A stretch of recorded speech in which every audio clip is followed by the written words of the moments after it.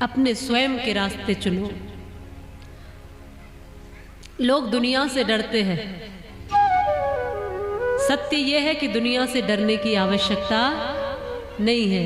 यदि वास्तव में डरना है तो एक तो अपने आप से डरो और एक अपने परमात्मा से डरो। तीसरे किसी की चिंता मत करो।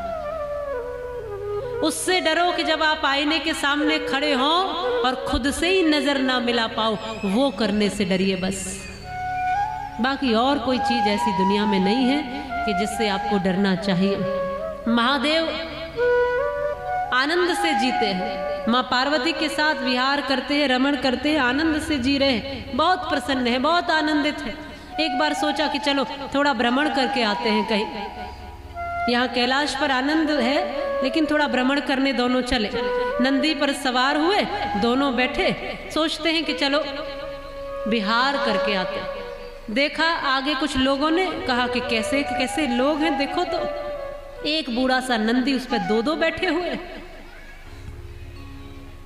भगवान ने सोचा कि लोग देखो ऐसे कह रहे हैं, चलो पार्वती तुम बैठ के चलो, मैं पैदल चलता हूं। अब माता पार्वती बैठ गई, भगवान भोलेनाथ पैदल चल गए।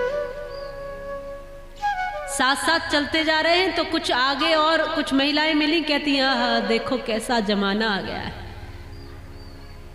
बेचारा पति परमेश्वर पैदल चल रहा है और ये कैसी बैठी जा रही है, इसको थोड़ी भी शर्म नहीं।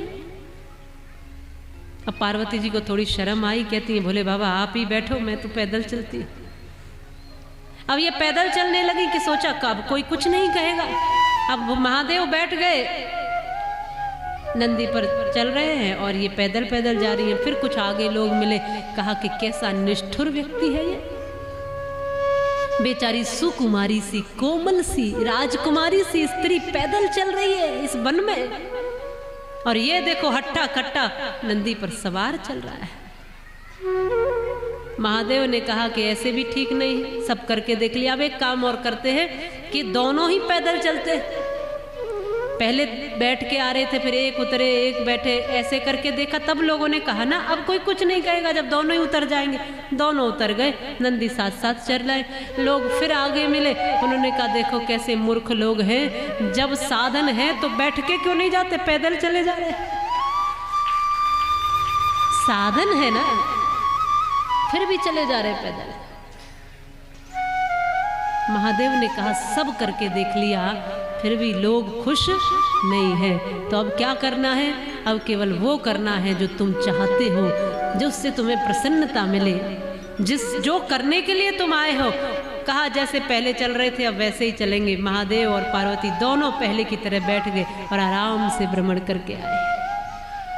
कुछ तो लोग कहेंगे, लोगों का काम है कहना। तुम कुछ भी कर लोगे, कुछ से कुछ भी करके देख लोगे, तो भी लोग कहेंगे ही कहेंगे, लोग कहेंगे।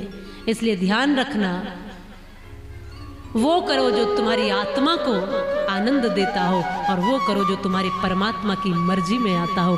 बाकी तीसरे की चिंता मत करना।